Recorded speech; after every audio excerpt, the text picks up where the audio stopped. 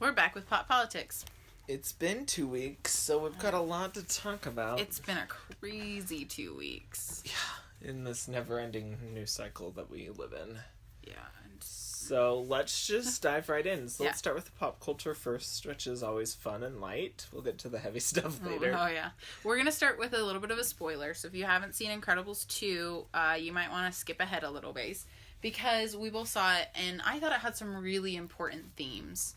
So we jump right back into the Incredibles world as we left off, right? And then there comes up this opportunity for Mrs. Incredible to go to work as a superhero. And what's really interesting, like, her storyline is really wonderful, and, like, you get to see this incredible woman at work in a superhero format, but I don't think that's the important message of this film. I think the important message of this film is Bob Parr, Mr. Incredible, facing his own, like, it's almost a form of toxic masculinity, because he has to kind of set aside he's been built up all this time to, like, think of himself as the greatest superhero, and, like, he is the breadwinner for the family, and he is the one who's going to take care of them that way.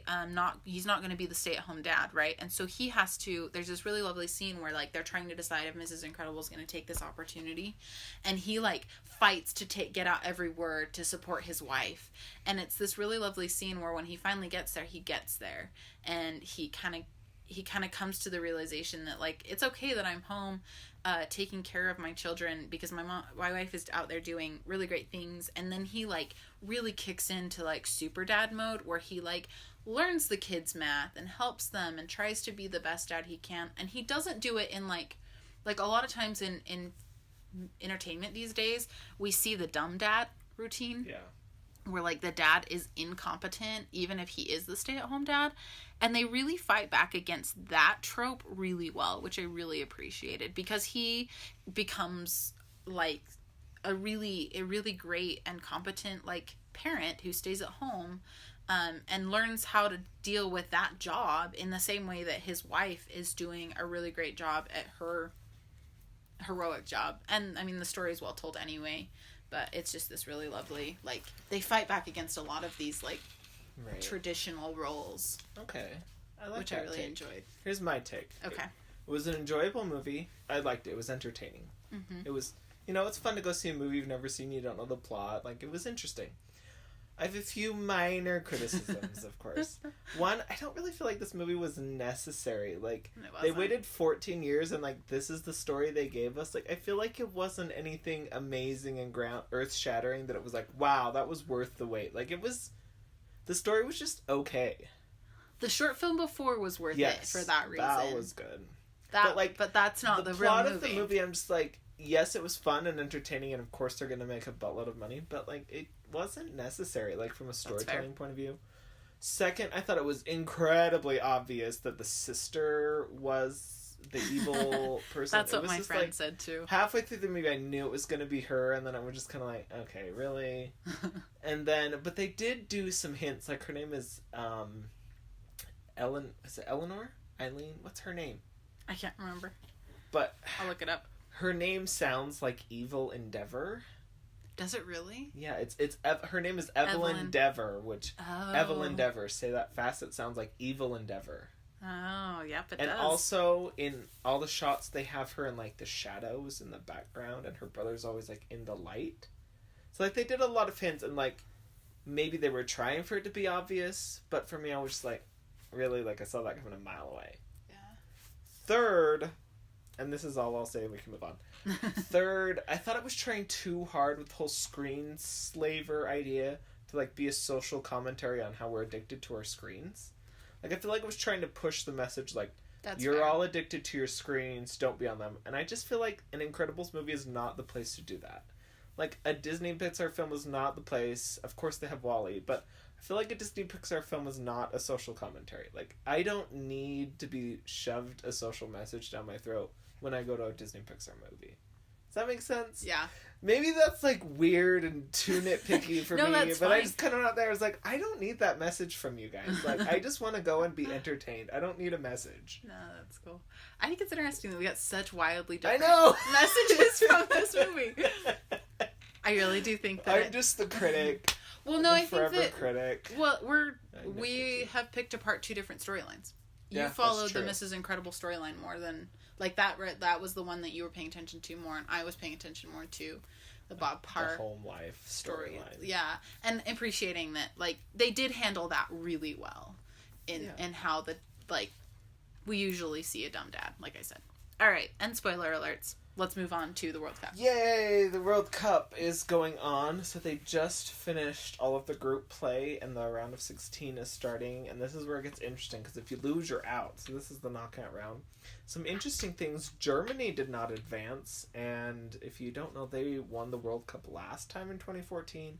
Aren't they like the top team? They are one of the top seeded, ranked right? teams. Yes. But it's interesting, like, there's kind of a curse about, like, reigning World Cup champions, because I can't remember if it's like the past 3 or 4, but the next World Cup, all of like the past 4 winners haven't made it past the group stage. Really? So there's just like this weird pattern or curse, whatever you want to call it. And so yeah, Germany faltered. Argentina wasn't super strong. They barely squeaked it through. Brazil, like all these big powerhouse names didn't sail through like everyone thought they were.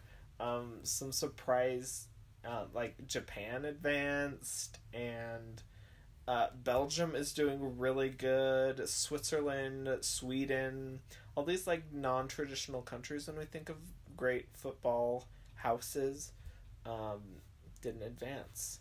Also, another interesting little anecdote from this is when Mexico beat Germany in the first game, which was like incredible, because Germany was the like one of the top seeded teams. They won the last World Cup. So in Mexico City, when the one and only goal scored in that game, in Mexico City, the seismographs registered because everybody was jumping up and down. Like, they created an artificial earthquake because so many people were jumping. Oh it my gosh. registered on the seismographs. That's incredible. Isn't that amazing? I love Mexico's passion, and I love the fans, and I really I'm gonna go a little political here.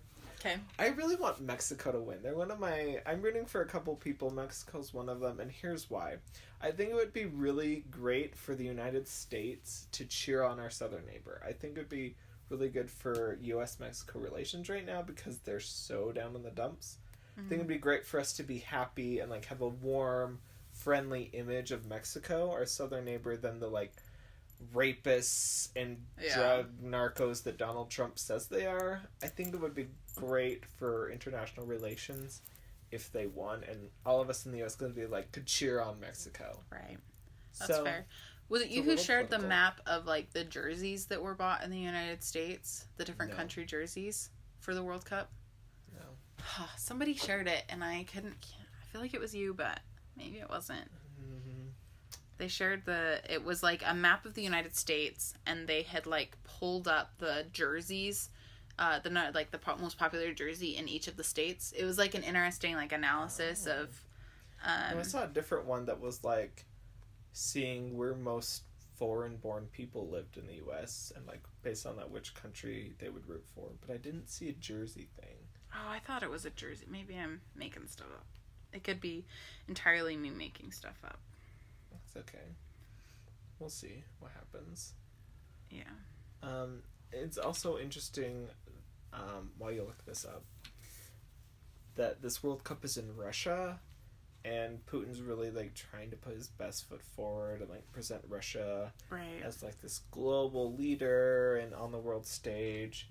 It's interesting because they had both the Winter Olympics in 2014 and now this World Cup in 2018. And, he's invited a lot of world leaders. He's also apparently invited the leaders of Israel and Palestine to the World Cup final in Moscow. Which is interesting. We'll talk a little bit more about the Middle East in the politics section. So we will save that for that. I can't remember who shared that and now, so oh well. Okay, moving on. So, do you remember last time we recorded, that we talked about how Roseanne went on that racist rant and her show got canceled. Mm-hmm. Well, apparently it came out in the past 2 weeks that they are going to continue the show, but without her.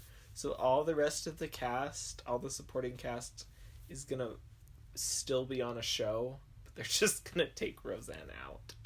Which, I think it's good for all the cast and the crew. Because I just, like, yes, I thought it was good what ABC did for, like, in retaliation, but I felt bad for the cast and crew who their show got canceled through no fault of their own. And so I think it's good for them. I don't know, like, if the story will take, if it will be as popular without her, but I think it's a good move for everybody else. And I wonder, I don't know that much about Roseanne, but I do know that like there were a couple of controversial episodes that painted certain demographics in the wrong light, in a unpleasant light, and so I wonder if things like that will change. And I may be like just I may have just heard things wrong, or people were misrepresenting the show, but you would hope that, like, because she's also like no longer in the writer's room, that they will change the direction of the show a little bit to course correct for stuff like that.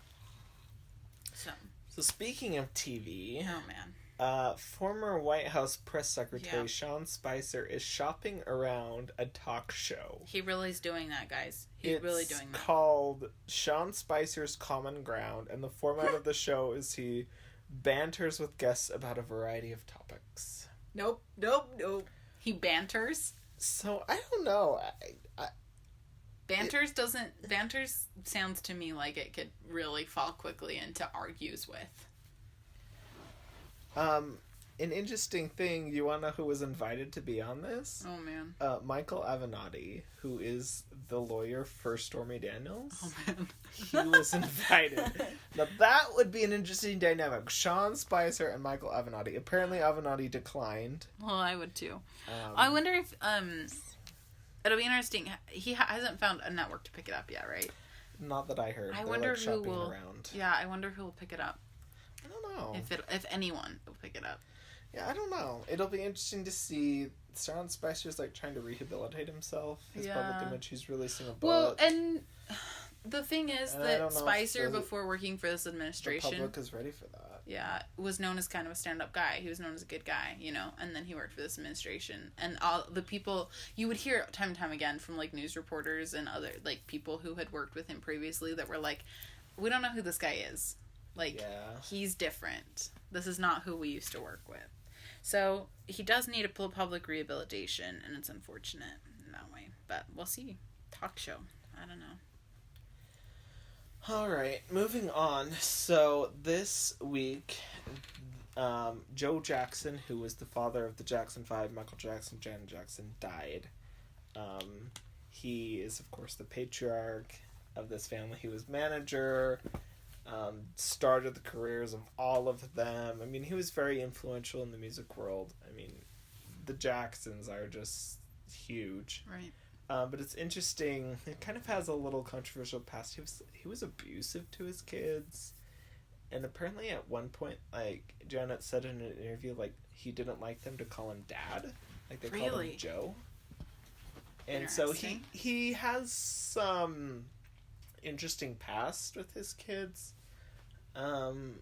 But he definitely was like the driving force behind the Jackson 5, Michael going big, Janet. So we have him to thank for that, but I mean, he wasn't a great dad. Yeah, he wasn't a great dad from what great manager, not great from what dad. I've heard and what I've read. So just kind of interesting. Yeah.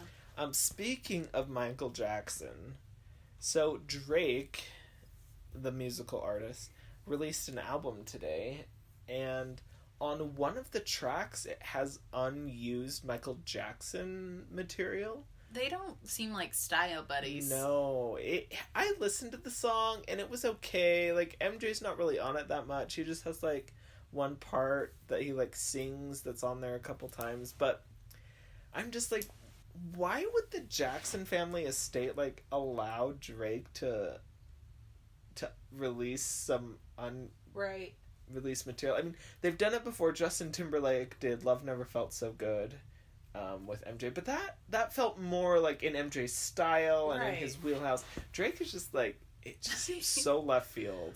They don't seem like And style. so I heard that, like, MJ was on this new Drake album, and I was like, what? So I, like, went and looked it up and listened to it, and it's okay, but it just, I'm a big Michael Jackson fan. I just don't think a Drake album is the place to release previously unheard of MJ material. Yeah. But that's just me. Drake is a big artist. He has tons of streams. He's the number 2 streaming artist on Spotify. So from, like, a commercial aspect, sure. But from, like, a stylistic point of view, not so much. So I think we need to pause a moment and, like, emphasize the point where Stu is a huge MJ fan. What are you gonna say? So I think it was the summer between freshman and sophomore year. We were over at our bishop's house a lot. We were in the same ward. My freshman and sophomore year, not his. And our bishop's wife was also a big fan of Michael Jackson and had like this DVD set of all his music videos. And so I think it was like on Sunday nights we would it was that next year. On Sunday nights we would do like a group scripture study, and then Stu would turn on a Michael Jackson music video and we would watch one a week. I think I've seen them all. I'm pretty sure I watched every single music video. Set, I'm not surprised. Weird as some of them are. Yeah. I think I have seen every single one of his music videos, and there's a lot. Some of them are long. Fun fact, he called them short films. He did not refer to them as music videos. They were like films. They were long, yeah. Some of them are good. Some of them are really weird. Some of them have really good dancing in them. It's just it's a dime a dozen. It's a box of chocolates. Some are good, some are not. It was just one of those things where I'm not like I haven't ever really listened to Michael Jackson. I haven't that's not my style of music, and so it's just one of those things that I always sat there like, what in the heck are we watching? I've also watched a lot of documentaries. I watched This Is It. ABC just did a really interesting documentary on MJ. Yeah. So if you're into that, go check them out. And on that note, take us away. We're going to move to the politics stuff. So we didn't record last week, obviously, but part of that was because we couldn't do it. We logistically couldn't make that happen. But also part of it was that I was feeling particularly emotional over a certain policy, and I think that with a little bit of distance, I mean, you can't get a lot of distance from this because it's still ongoing. I feel like I can see it more objectively now.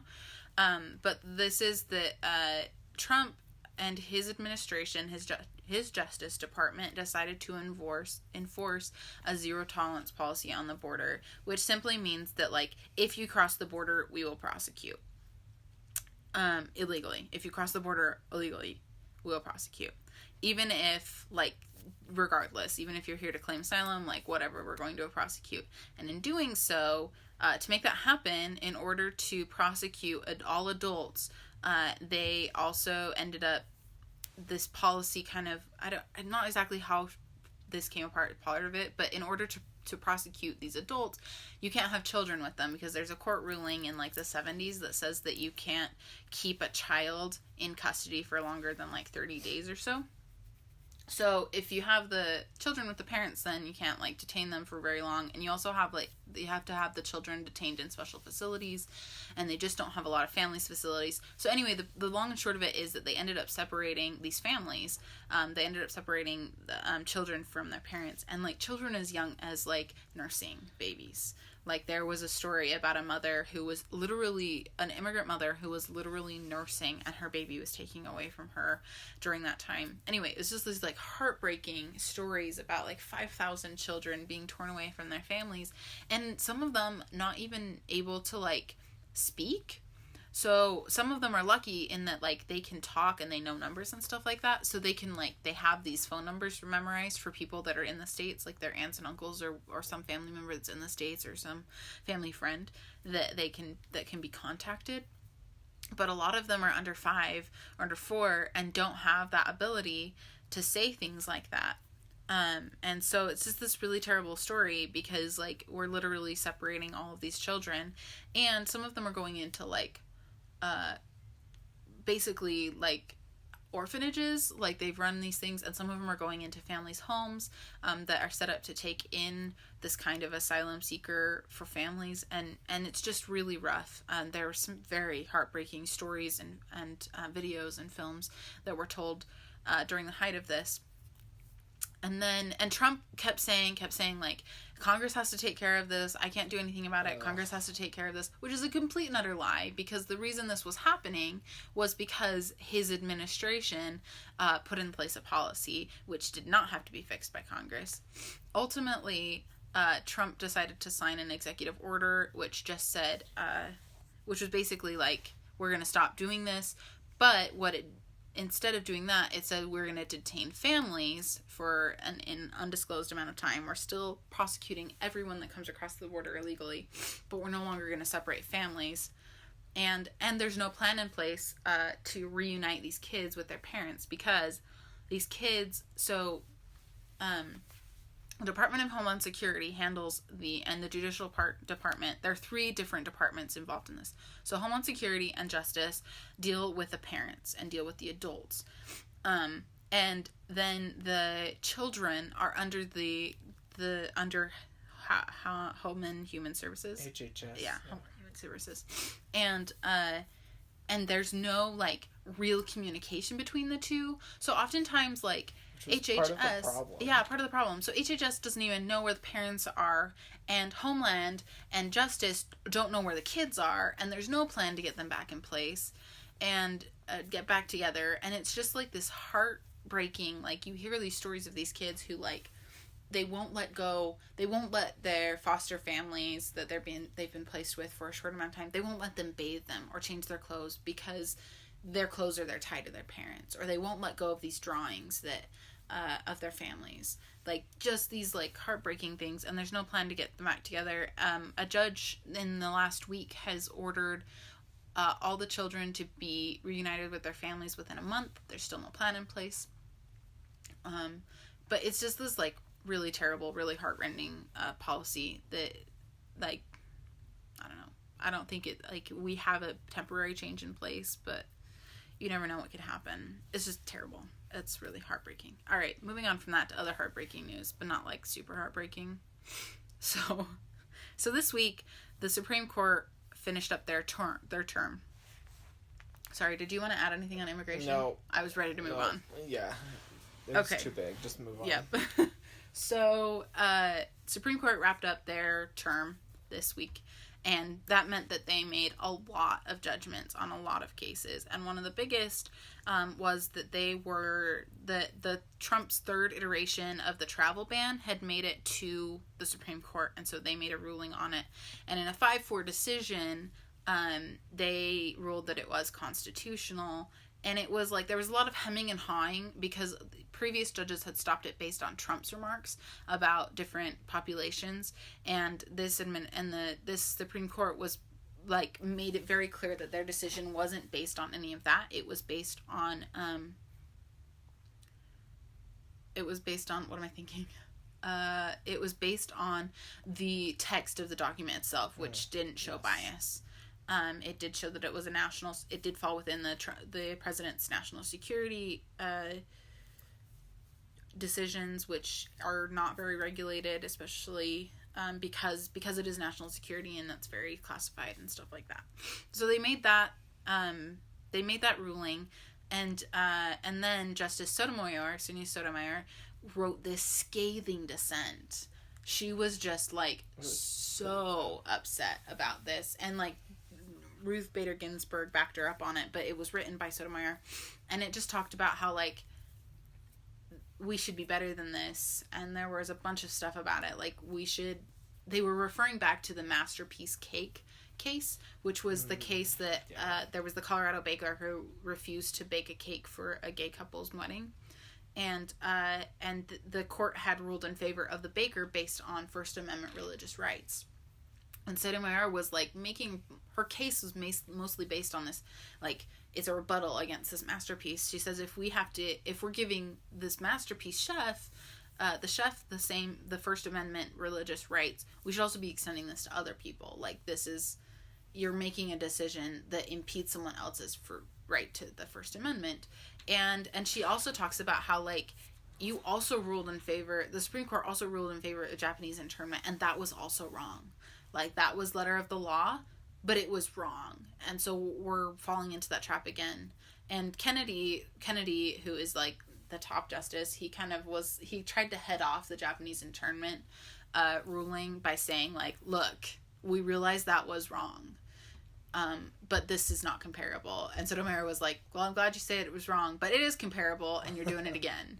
So anyway, there's been this, like, little back and forth between the justices on the Supreme Court.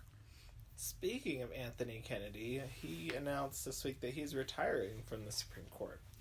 And everyone, like, he had been rumored to retire. A couple of times. Last year at the end of the term it was rumored, and this year it was rumored, but he didn't, like, announce it. It was a little bit later than people were expecting.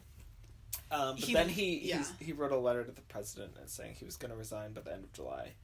Yep. So, and that has so many implications, and so many people are talking about that. Anthony Kennedy was kind of the swing vote of the Supreme Court. He's ideologically, technically conservative, but he tends to ideologically fall more independent. So when it came to the case on gay marriage, he was the swing vote there, voted for it. But he also has swung back conservatively as with the travel ban and a couple other things. So when it comes to, like, social issues, he's been a little bit more liberal. Right. But on other issues, he's been a little bit more conservative. But he swings back and forth, and so he's often the deciding vote. Right. And it's been expected that Trump will nominate someone a lot more conservative than Kennedy. Ideologically. Thus altering the balance of the court for years to come. And people are worried that will end up in the overturn of Roe v. Wade, which is right. A lot of people are talking about Roe v. Wade and a lot of people are worried that will also, like, regress back and take us back by overturning the results of the legalizing gay marriage court agreement or court decision. There are a lot of things. So Trump has said that he will be working from the same list that he was working from when he nominated Neil Gorsuch. And one of the names that is being tossed around a lot from that list is Mike Lee, who is a senator from Utah. It would be so interesting to pick a sitting senator. Yeah. My friend and I were talking about it, and she was like, if he were to be picked and confirmed, like, that would catapult Mitt Romney, because he's going to win. He's going to win the election. Yeah, that would make him the senior senator from Utah in his first term as a senator. So that would be interesting.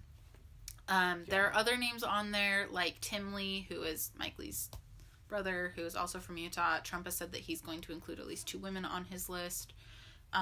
There are a lot of names being talked about and being thrown around, and ideas that we'll see what happens there. Update: Trump has since said that he will announce his pick on July 9th. Mm-hmm. So that's coming up. That is a week from Monday. Yeah. So, so we'll see what he comes up with, and Mitch McConnell wants to get that through really quickly. But the thing about the Supreme Court is, I mean, it does change quite a bit, but this could be setting us up for, like, 40 years, right, of policies and stuff like Seriously. That. And if we have, like, the liberals are all kind of, the left is kind of like, excuse you, like, this is gonna swing the court in the wrong direction. We want it to be equal. We want an independent on there. But the fact of the matter is, it's like, there's not a lot Democrats can really do to block this. If Republicans all vote yes, and now that they've done the nuclear option, they just need a simple majority of 50. Yeah. Well, so and especially if Mitch McConnell gets this on the floor as quickly as possible, because if they wait until after, the thing about this is it comes in the midterms year. Yeah. So if they wait till after November, then, like, you never know what's going to happen, and it could be very interesting. So there will be a lot more on that to come through the fall. Speaking of elections, there were a lot of midterm primaries on Tuesday, including here in Utah. Hopefully everyone voted. I had mailed my ballot in. It was so exciting. There was an election in New York there was a sitting senator who was a rising star in the Democratic Party. His name is Joseph Crowley.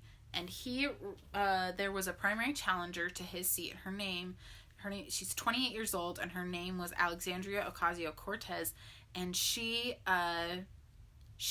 beat him by double digits in the polls, and he's a 10-term Democrat, rising star, was seen as maybe a successor to Nancy Pelosi, but she beat him, and she credits a lot of that to the fact that she got out there, and the area that they represent is very ethnically diverse, very young, and she just says that Joseph Crowley wasn't listening to his constituents and wasn't representing them, and she's I think she's Puerto Rican.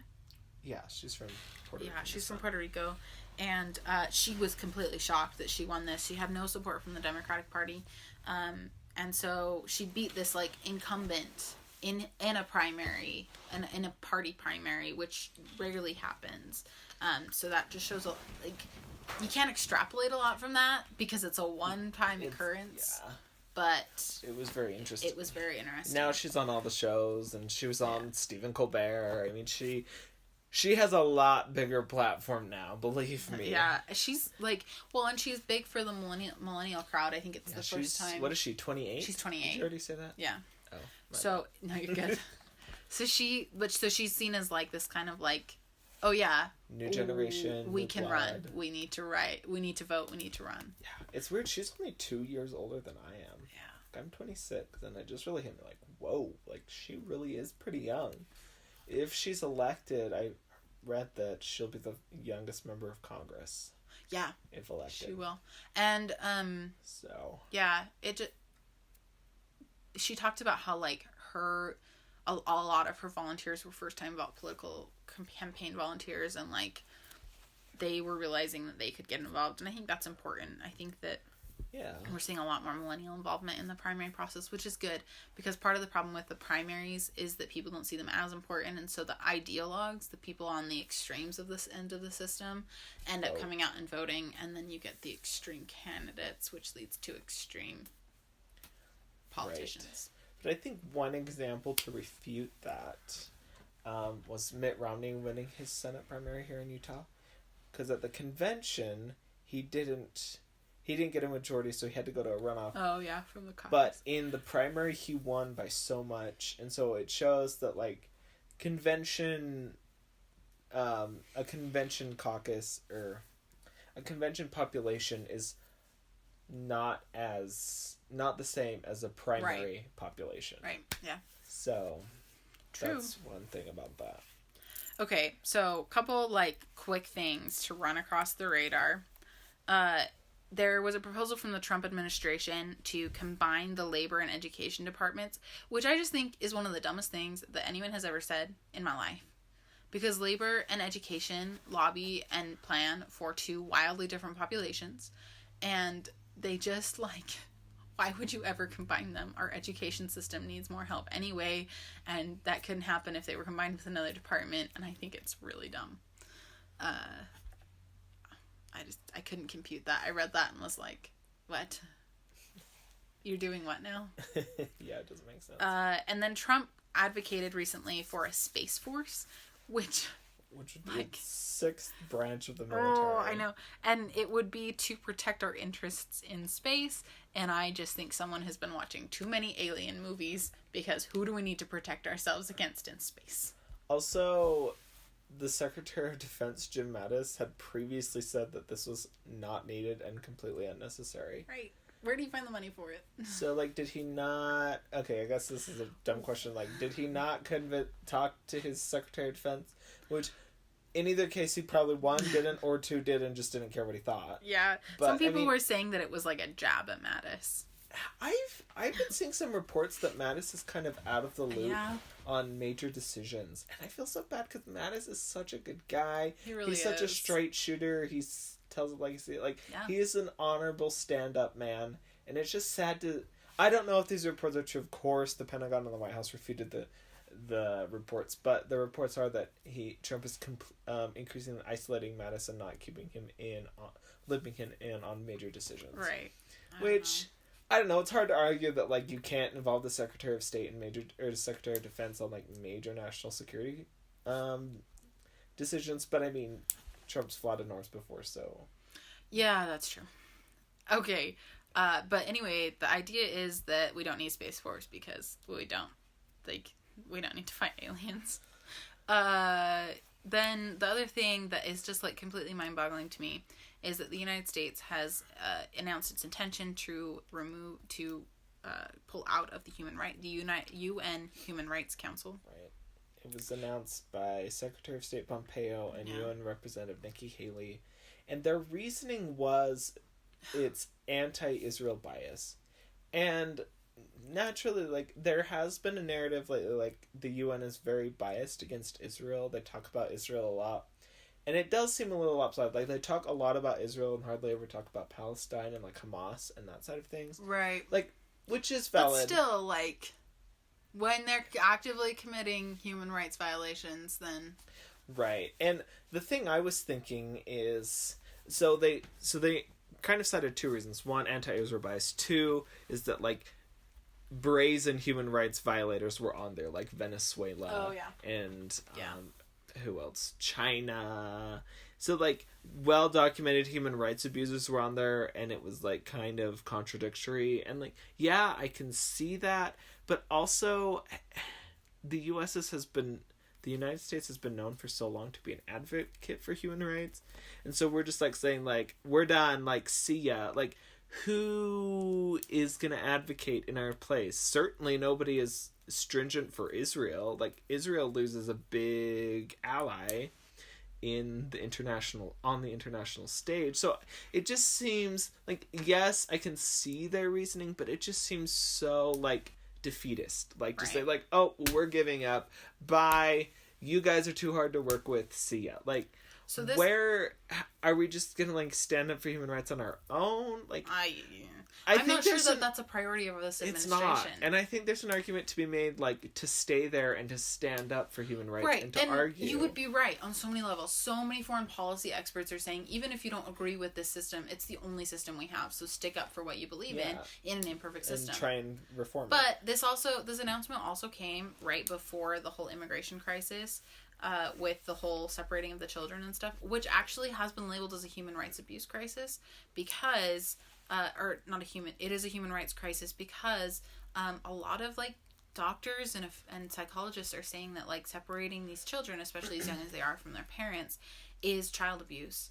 And, I mean, I was reading another article recently that talks about how, like, the way that these child facilities are set up, it leaves them ripe for human trafficking. So there's a lot of things that, like, there was also, like, says there's no way that they're connected, right? But it's suspicious that they came so close together. That's all I'm going to say. So speaking of Israel, the Middle East and possible peace deals has been in the news a lot lately. There are a couple things. One, the wife of Israeli Prime Minister Benjamin Netanyahu, Sarah Netanyahu, was recently charged with fraud and breach of trust, and the reason is interesting. So she is charged with ordering nearly $100,000 worth of food from pricey restaurants. Really? So, like, she's charged with, like, fraud over, like, ordering food from restaurants. So, okay. Yeah. So she was indicted. Like, the Prime Minister's wife. Like, so wait, I'm confused as to why that would, like, warrant fraud charges. Does it say? She's been accused of leading an extravagant lifestyle. I'm not exactly sure why that is considered fraud. I don't really understand the nuance here. Okay. I'm trying to figure it out. It does seem a little odd. I wonder if it was, like, public funds or something. She used state funds at their official residence to order these pricey meals.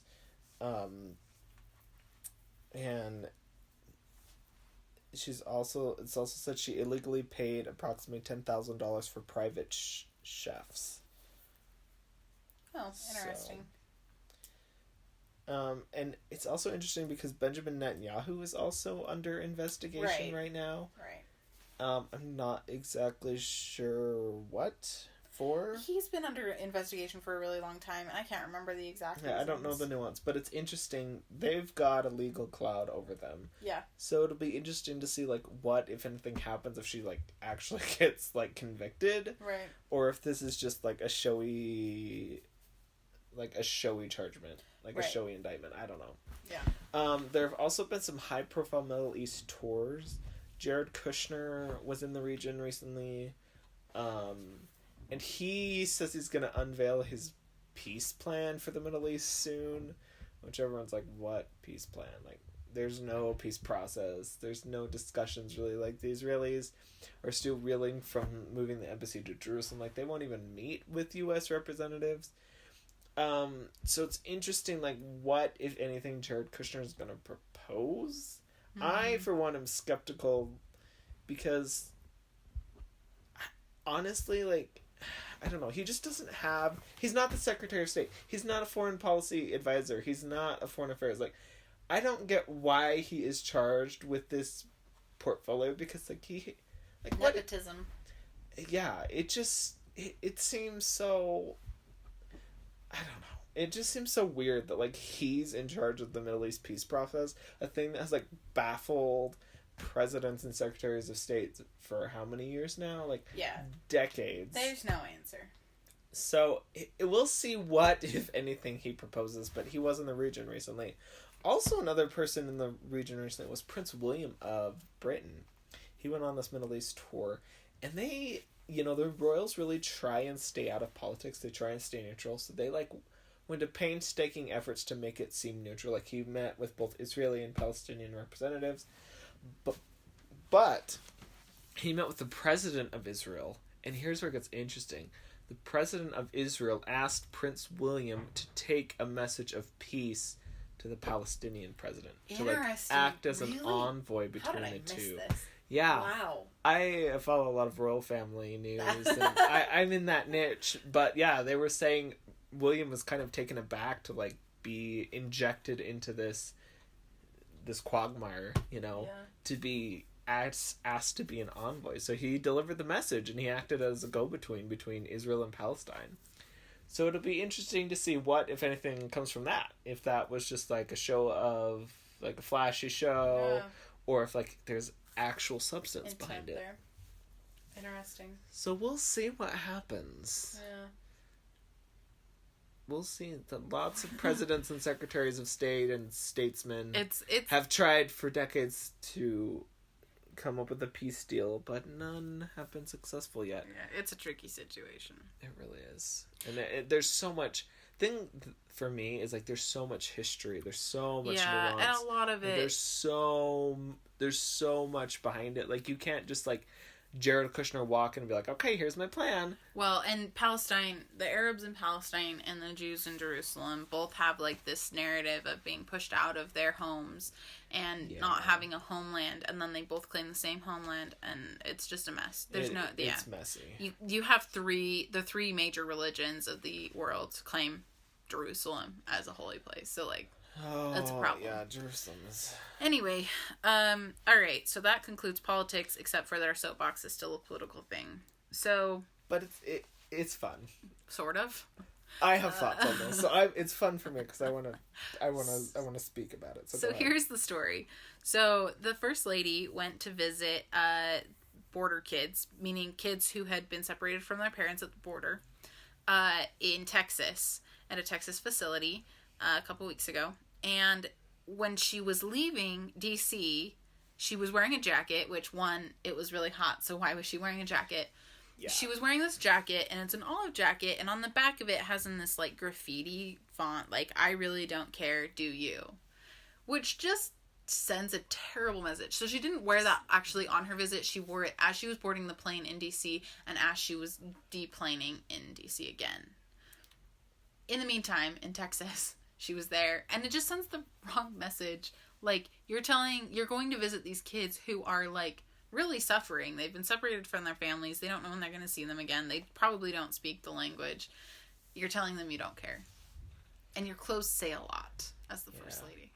Okay, I have thoughts on this. Okay. One, she needs to know that as the First Lady, everything she ever wears is going to be scrutinized. Her team should know that, too. Yeah, her team, like, I'm sorry, but that's just the rules of the road. That comes with the territory. No, like it or not, that's how it is. Like, I'm sorry, but we love our First Ladies, and we love to know what they're wearing. And you have to know, even if you're wearing, down to a watch, like, the press will scrutinize it. So she has to know. If she doesn't already, the thing I don't get is, like, how does she not know already, 18 months into her time as First Lady, that all her clothes are scrutinized? Like, I don't get that. Right, because Michelle Obama made, like, she was very particular about designers that she used, so that she was sending the right message with her designers. Exactly. And stuff like and that. And, like, the East Wing team should know that. Like, appearances are mean so much, especially with the First Lady, because that's, like, half the job is appearances. So why would you wear a jacket that says a negative message? Especially when your policy is anti-bullying. So like, that's her initiative. So that's one. Two,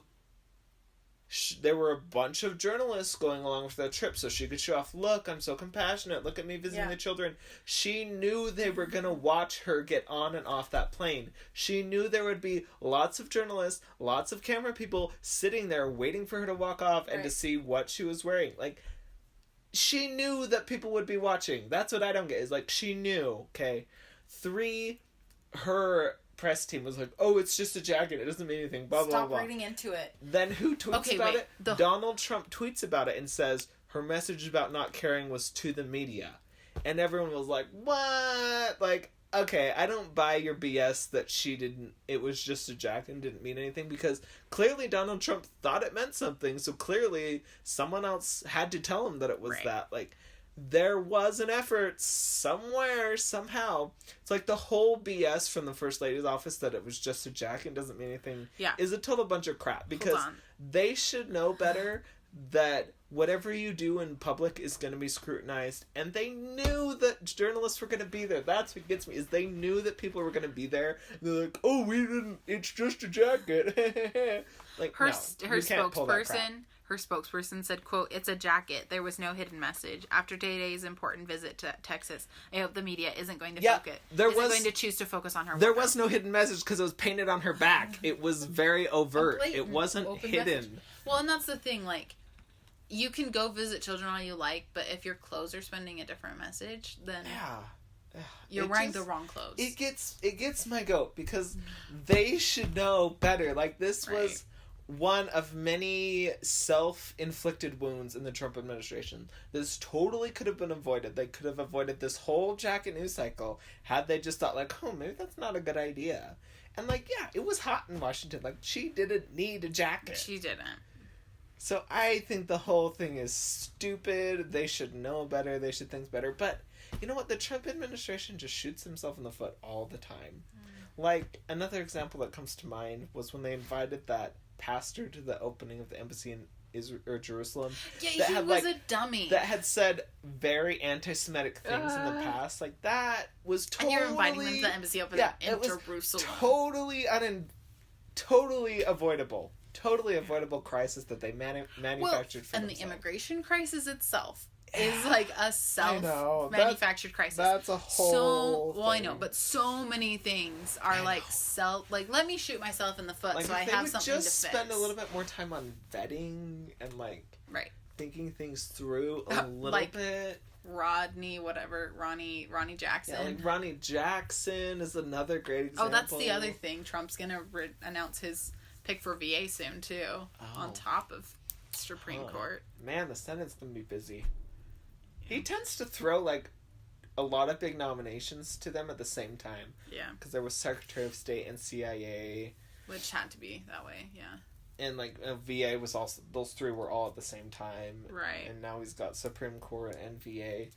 Which is kind of interesting. Anyways, yeah, that's my feelings about the First Lady. We have feelings. Totally avoidable crisis that they inflicted upon themselves. And I don't feel bad for them one bit, because they should know better. Yeah.